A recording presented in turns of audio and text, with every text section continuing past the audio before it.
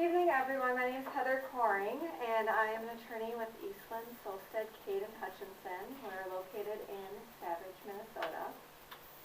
I first became involved with MOCA in 2002. At that time, MOCA was working out of founder Molly Cade's house, and Molly decided that they needed more space. They were taking over the garage, the basement, all over the house.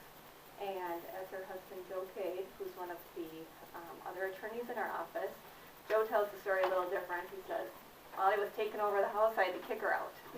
So whichever story it is, there's some sort of combination between that.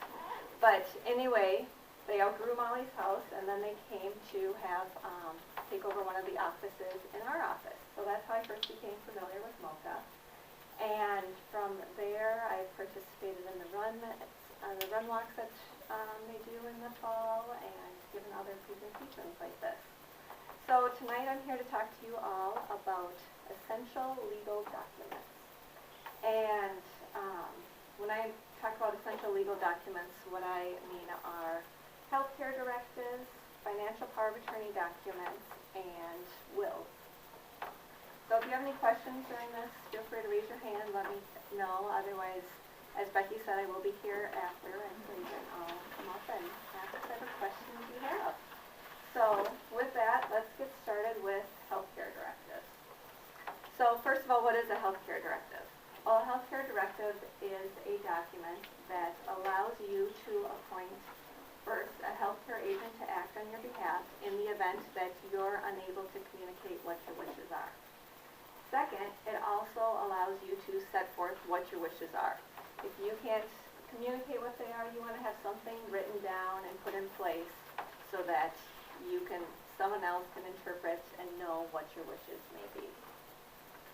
It is very important to have a healthcare directive in place so that your wishes are followed. It also helps to ease your family's decision-making issues that may arise. They may be in a situation where they're forced to make a decision for you, and they don't know what you might want. So with a healthcare directive in place, you can set forth your wishes and give your family some guidance. You can also potentially ease or avoid any family tensions that may arise. You might have multiple children that say, oh, Mom would want me to make this decision. No, Mom would want me to make this decision. With a healthcare directive in place, you can eliminate that discussion and you can say, nope, this is going to be the decision maker, this is the backup decision maker, and set forth how you think it will work best. The nice thing about healthcare directives is they are very easy to do. It's a quick document. It doesn't take a lot of time to complete. There's some thought involved in it, but in reality, you can do it rather quickly. And it's a voluntary document that you have the power and the control to make and do. The cons of healthcare directives are sometimes it's hard to come up with what you might want, what your wishes may be. You might not know what the exact situation is that you're going to be in, and it's hard to visualize or put into words what your preferences would be. But at least there would be something on paper to give your family or your healthcare agent some guidance for what to do. Let's talk about the healthcare directive itself. I think you all have a copy of the healthcare directive. Oh, soon you will have a copy of the healthcare directive.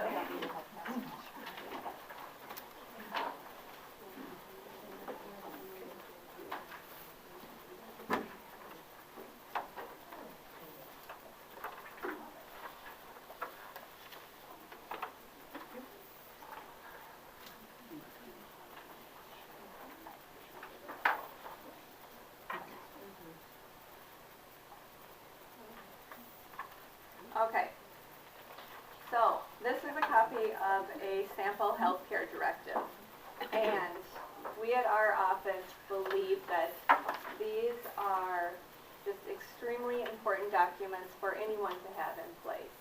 And so we've instituted a new policy that anyone who is associated with MOCA can contact our office and we will do a healthcare directive for them at no charge. So if you don't have one, and should you decide to do one, contact our office. My card is there as well, and you can set up an appointment, shoot me an email, and we can talk through it. But with respect to the healthcare directive itself, Part 1, as you see here on page 1, this is where you can appoint an agent to act on your behalf. And there's spots for listing 3 agents. And we always like to have a backup because let's say something happens to your first choice, you want to have a backup in place so that someone else can step in and act. It's possible to have 2 people act as your co-agents. So let's say you want to appoint your spouse first and then you have 2 children and you don't want to pick one and then the other. Well, you can put both of your children down as co-agents together. However, I would caution you when doing co-agents that so if you select co-agents, make sure that they live in close proximity to each other because that may be key. It may be a time-sensitive issue that you may want to have both of them there so they can both make a decision quickly. You obviously want to make sure that they both agree and they can both act together and they get along because you don't want your healthcare agents having any dissension among themselves. That's never a good thing. So it is possible to do it if you have a situation where you think you could have agents that would act together and they could do a good job together. Well, then by all means you can do that. There's no right or wrong way to do this. It's all dependent upon what your personal situation is. Okay, so then if we switch to page 2. So on page 2 of this healthcare directive, you'll see where it says healthcare instructions.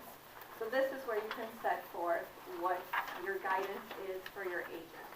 You can set forth what your goals are for your healthcare, what your fears are for your healthcare. It continues for a couple pages. You can set forth your preference for life support. You can set forth your preference for organ donation. You can set forth your preferences for burial or cremation.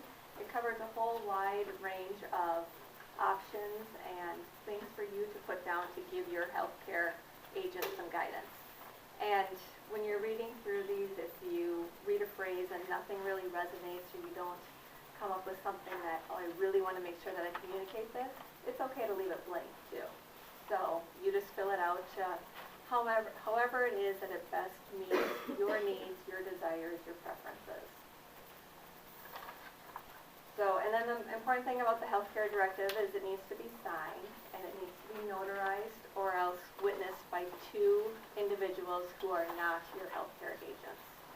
So, you fill it out, you put your preferences down, you sign, and you notarize or you witness it.